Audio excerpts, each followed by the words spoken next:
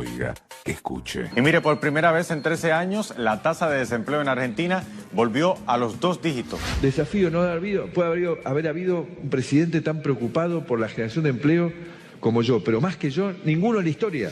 Según el Instituto Nacional de Estadística y Censos, el INDEC, el desempleo en Argentina trepó en el primer trimestre de este año al 10,1%.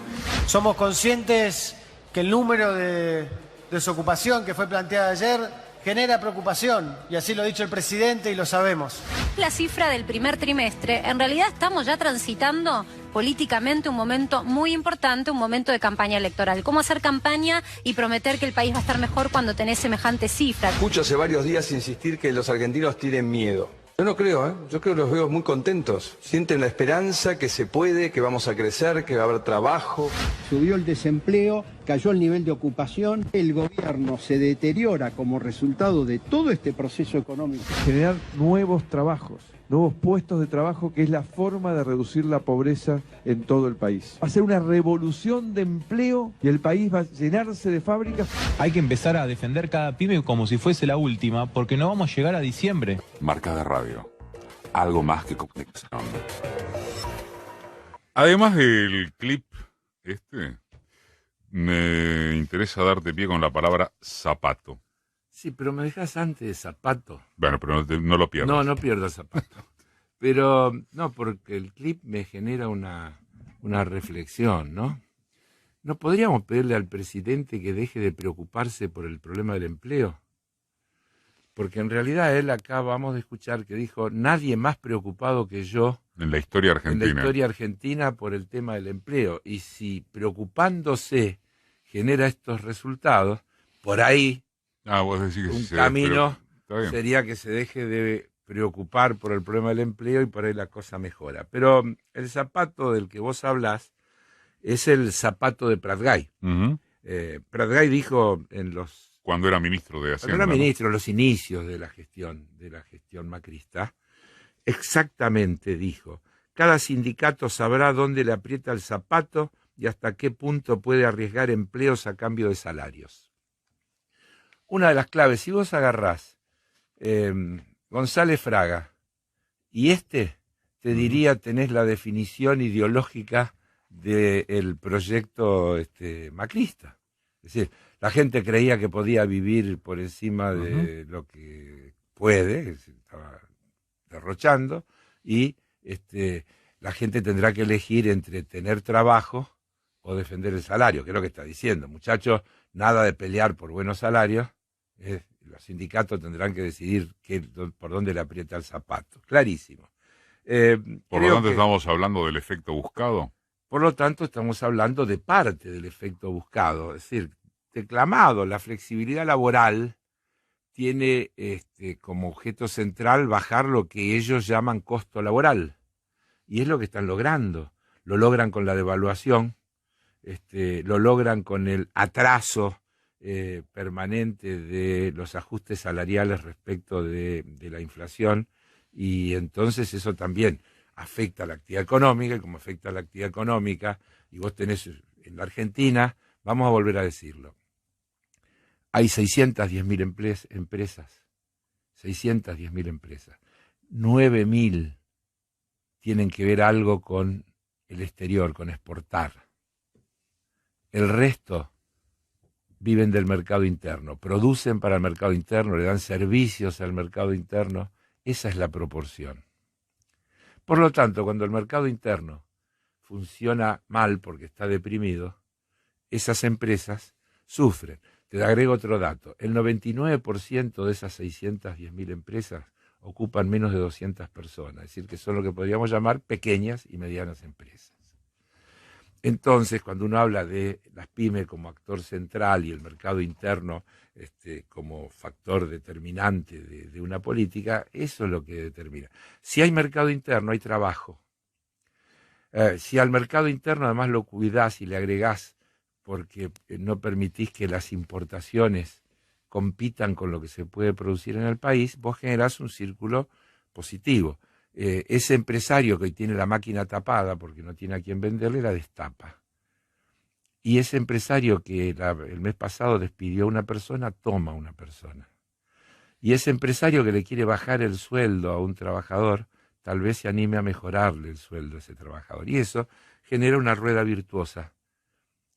Más gente que trabaja, que tiene más ingreso, que consume, ese consumo genera producción, esa producción genera más trabajo y así sucesivamente. Mientras que estamos en la rueda inversa. Mirá, se conocieron también estos días los datos fiscales de la Argentina. ¿Sabés una cosa? Viste que el ministro está alardeando que el superávit primario fue de 36.000 millones. Superávit primario, recordemos, es ingresos fiscales contra gastos fiscales antes de pagar deuda. Claro. ¿No? ¿Sabés cuánto fue el pago de intereses? ¿Cuándo? El primer 5 meses, no sé cómo se llama. De los primeros 5 meses, enero-mayo. En los 5 meses hubo 36.819 millones de superávit primario. Pesos. Sí. Y se pagaron intereses por 256.309 millones. Por lo tanto, el déficit fiscal financiero verdadero fue de 219.489 millones de pesos. Eso lo esconden. Los intereses pagados crecieron 126,5 en relación a el mismo periodo del año anterior. Y el déficit fiscal financiero, el resultado final, sí, aumentó 35,2%. Entonces, ahora vamos a verlo con otros datos. El total de jubilación y pensiones contributivas, comparado, los intereses netos en el 2007 eran el 23,5, en el 2018 el 26,7, en el 2019, en lo que va del 2019, el 45,9. Pará, eso no me quedó claro. No te quedó claro. Comparado, el total de jubilaciones. Tomo, el total de lo que cuesta el sistema previsional. Eso. Bueno, Okay. Los intereses que se pagan en el año 2017 sí, equivalían al 23,5 de todas las jubilaciones. Está bien. En el 2018 al 26,7. En el 2019 al 45,5. Es decir, o sea que casi la mitad de las jubilaciones de lo que cuesta el sistema previsional es pago de intereses. Se van intereses. No es pago. Estoy haciendo equivalente. El sistema previsional es lo que cuesta el sistema previsional. Yo te estoy diciendo, en el presupuesto, los intereses impactan, equivalen a la mitad. ¿Querés que te dé otro dato de lo que es el ajuste? Mirá, la inflación del año promedio de los 5 primeros meses del 2019 contra promedio 5 primeros meses del 2018. 5 meses contra 5 meses. 53,8 fue la inflación. Los ingresos fiscales, 43,4. ¿Por qué? Por la caída de la actividad económica. Pero los gastos, 32,9. ¿Por qué? Producto del ajuste. Ese es el éxito del gobierno. Vos fíjate, inflación 53,8, gastos 32,9. En términos reales, los gastos primarios perdieron más de 14% frente a la inflación. Cuando te metes en ver en qué perdieron, y perdieron en jubilaciones, las jubilaciones perdieron 13% en valor real. 13%.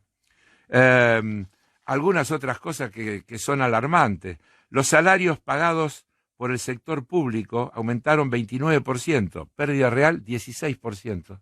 Respecto de la inflación. Respecto a la inflación. Las asignaciones a educación, por ejemplo, las transferencias corrientes a provincias para educación aumentaron 13%. ¿Y querés el dato más notable? Los gastos de capital en educación, arreglar las escuelas, invertir en las escuelas. Infraestructura escolar. Infraestructura, se redujeron 30% en términos nominales. Marca de Radio, con Eduardo Oliver. Que no lo comentamos hace un rato, todavía no estabas vos, que no ranqueó mucho mediáticamente la pavorosa cifra de desempleo, de solo pensar que se volvió a los 2 dígitos de gente desocupada. Sí. Después de 13 años. Pero no solo eso, sino que se habló muy poco, por cierto, con las excepciones mediáticas que correspondieran, de qué hablamos cuando hablamos de la calidad del empleo que queda. Claro. Porque en realidad, decir que hay un 10,1 de desempleo en el primer trimestre del 2019 es pavoroso en sí mismo, pero es mucho más pavoroso cuando lo abrís el dato y lo interpretás en todas las facetas que eso se puede hacer. Primero, en una cuestión que es lo regional. Por ejemplo, en el Gran Buenos Aires, 12,3. Gran Buenos Aires, 12,3. Imagínate lo que quiere decir, teniendo en cuenta la población del Gran Buenos Aires, ¿no? ¿Cuántos son? En el Gran Córdoba, 11,3. En el Gran Rosario, 11,7. Es decir, todos números que están muy por encima de la media. Este es el primer dato. Pero el segundo, que es más grave, tiene que ver con la calidad del dato. Hay una cosa que también se mide cuando se habla de la población económicamente activa, es decir, compuesta por quienes tienen una ocupación o que sin tenerla la están buscando activamente. A un año atrás el indicador era de 29,9, ahora es de 33,9, es decir, que subió 4 puntos la cantidad de gente que está buscando empleo y no trabajo. consigue. Pero además, hay otro dato que es horrible, que lo voy a empezar a mostrar en el gráfico, y lo voy a explicar. Lo estamos mostrando por Facebook, ¿no? Es la calidad del dato. Acá tenemos comparado el cuarto trimestre del 2018 contra el primer trimestre del 2019. O sea, cierre del año pasado contra comienzo de este. Claro. Cayó la franja celeste. La franja celeste es la de los asalariados registrados. Los asalariados registrados disminuyeron de manera notable, pero el número impacta menos porque aumentaron los asalariados, los no asalariados, los verdes, los no asalariados, y los asalariados no registrados, es decir, el trabajo informal. Mirá lo que pasó. Compará simplemente la visualización, porque los números pueden... ¿Qué quiere decir esto? ¿Quiénes están acá? ¿En dónde? Acá, arriba. Acá están todos esos muchachos que ves con las motos, con las bicicletas repartiendo. Acá ves todos los que se quedaron sin trabajo y están haciendo una changa en negro. Pero ahora quiero agregar un dato que también impacta. Cuando uno habla de ocupados, incluye una categoría que son los subocupados. Entonces hay una primera lectura. Ahí vamos. Hay una primera lectura, que es la que todos conocen, que es un subocupado aquel que no logra trabajar 35 horas semanales. Bien. Es decir, aquel que quiere, no, porque puede ser alguien que trabaja menos de 35 horas semanales porque no quiere. Ese no es un subocupado. Un subocupado es una persona que quiere trabajar más, pero que no logra trabajar 35 horas por semana. El dato dice algo, pero no mucho. Entonces profundizamos. Pero ¿sabes cuál es el piso? Se considera subocupado y no desocupado a todo aquel que trabaja por lo menos 1 hora por semana. Es decir, que la franja va desde el que trabaja 1 hora por semana hasta el que trabaja 35 horas por semana. ¿Cuántos millones de personas habrá en esa situación? ¿Y querés que te dé otro agregado? Según hemos podido investigar, una persona que, por ejemplo, le ayuda al padre 1 hora por semana el domingo en un trabajo, el fin de semana, porque estudia. ¿Es un subocupado? Y aunque no cobre, entra en la categoría de subocupado. Porque la pregunta que le hacen no es si tuvo remuneración, es si trabajó por lo menos 1 hora por semana.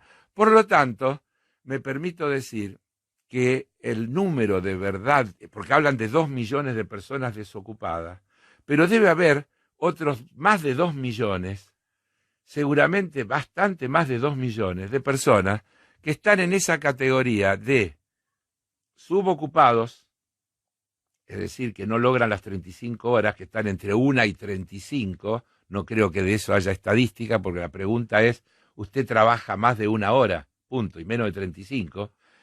Y la otra es, ¿cuántos trabajadores más informales y cuántos cuentapropistas de esta nueva generación de emprendedores macristas hay en esto que cuando el INDEC da la estadística los considera ocupados? Ahora, ¿esto no es un horror metodológico?